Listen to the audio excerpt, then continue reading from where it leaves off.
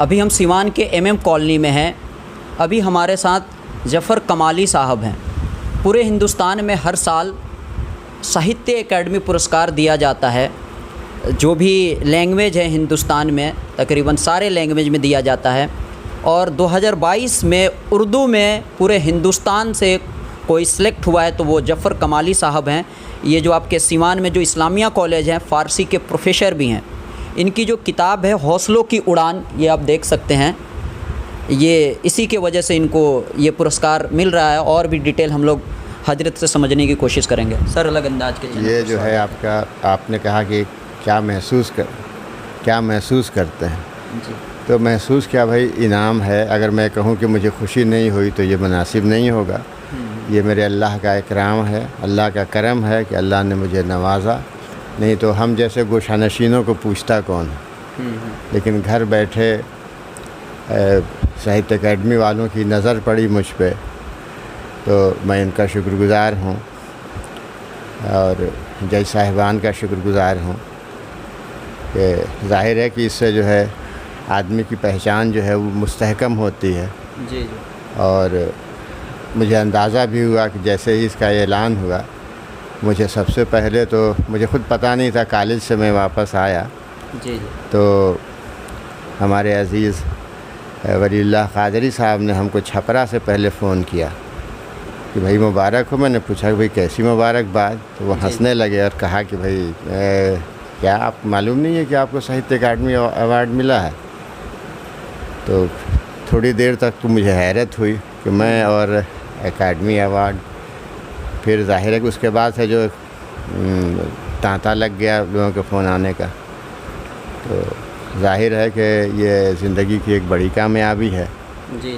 اور لگتا ہے کہ جیسے لکھا پڑھا جو ہے ہمارا کام آیا. تو میں پھر اس کا شکریہ ہی اپنے خدا کا ادا کر سکتا ہوں. اور میں کیا بتاؤں بس. یہ جو آپ کو اتنی بڑی اتنا بڑا پرسکار ملا ہے تو آپ کو لگ رہا ہے کہ بس اور بھی آگے جانا ہے کہ؟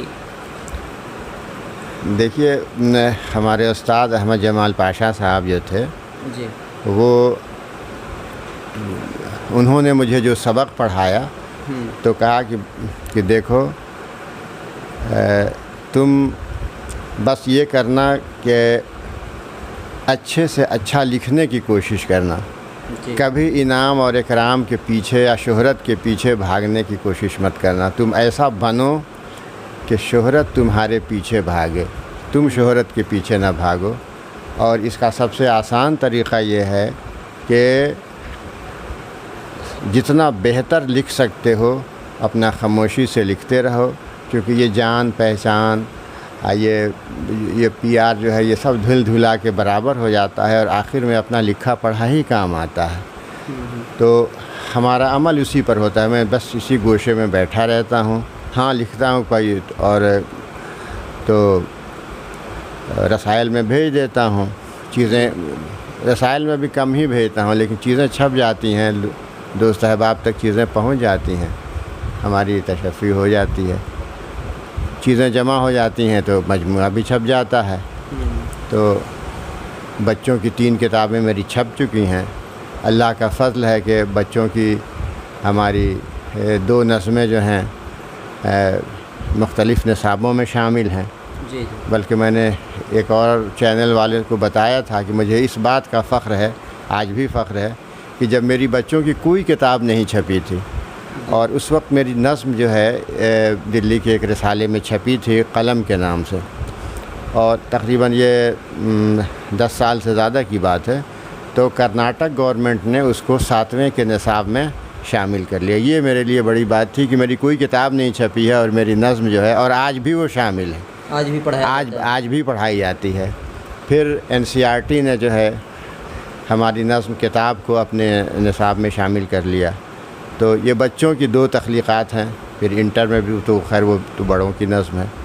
تو اب ظاہر ہے کہ ایک معمولی فہم کے شاعر اگر میں مان لوں تھوڑی دیر کے لیے اپنے کو، تو یہ 2 بڑے اداروں میں پڑھایا جا رہا ہے تو اس سے بڑی، اور اس کے بعد پھر ساہتیہ اکیڈمی ایوارڈ مل جائے تو پھر اس کو ہم مطمئن ہیں. اور آگے جانے کی بات کیا بھائی، اللہ جب جس کو نوازنا وہ تو عز من تشاء و تذل من تشاء. اللہ جس کو چاہتا ہے عزت دیتا ہے اور جس کو چاہتا ہے جو ذلت دیتا ہے. سب کچھ اللہ کے ہاتھ میں ہے. میرا کام ہے محنت کرنا، اچھے سے اچھا لکھنا.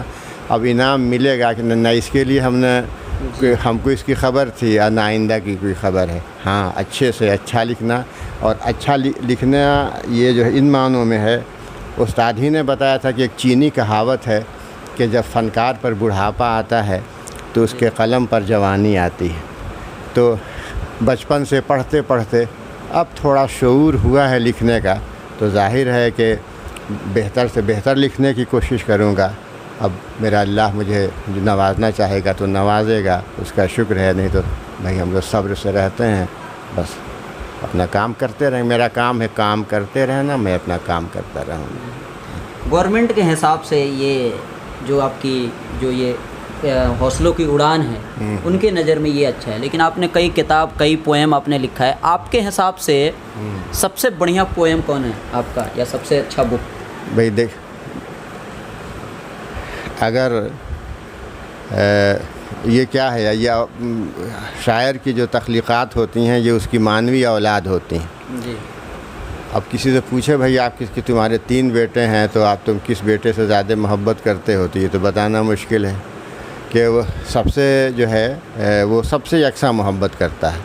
تو جو نظمیں ہم نے لکھی ہیں وہ تو چونکہ وہ مختلف موضوعات کی ہیں، جی. لیکن چونکہ بنیادی طور پر میری دلچسپی پڑھنے پڑھانے سے ہے اور تعلیم سے جو ہے میری رغبت بچپن سے رہی ہے. جی. تو اس قبیل کی جو نظمیں ہیں، جیسے قلم ہے، ایک ہے کتابیں ہیں، ایک ہے کتابیں پڑھے ہیں، اور مجھے اسکول جانا ہے.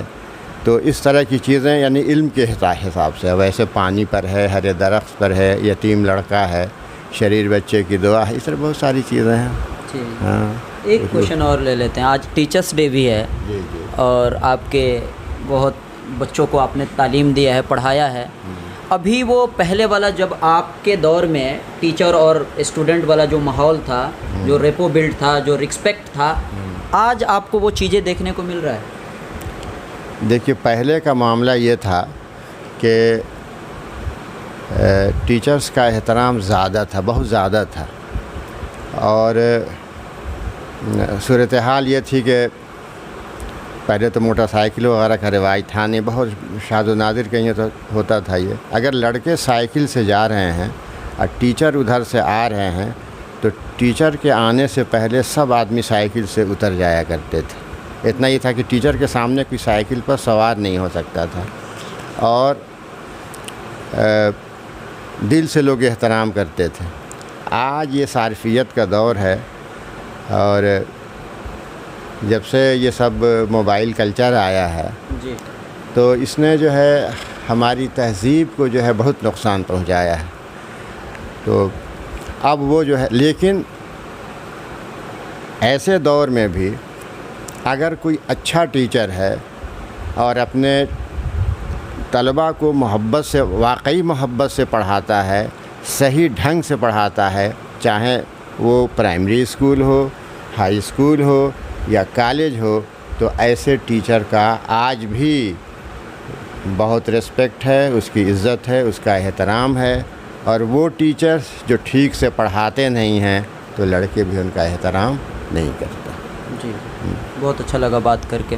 اس کے علاوہ میں آپ کو بتاتے چلوں، ڈاکٹر جعفر کمالی صاحب بڑھریا کے رانی پور گاؤں سے بلونگ کرتے ہیں، جن کی بنیادی تعلیم بڑھریا کے ہی جیم ہائی اسکول سے ہوئی ہے.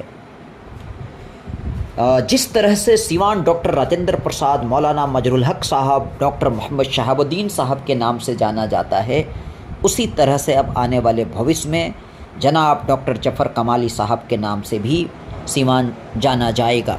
تو آج کی اس ویڈیو میں بس اتنا ہی. دیکھتے رہیں الگ انداز.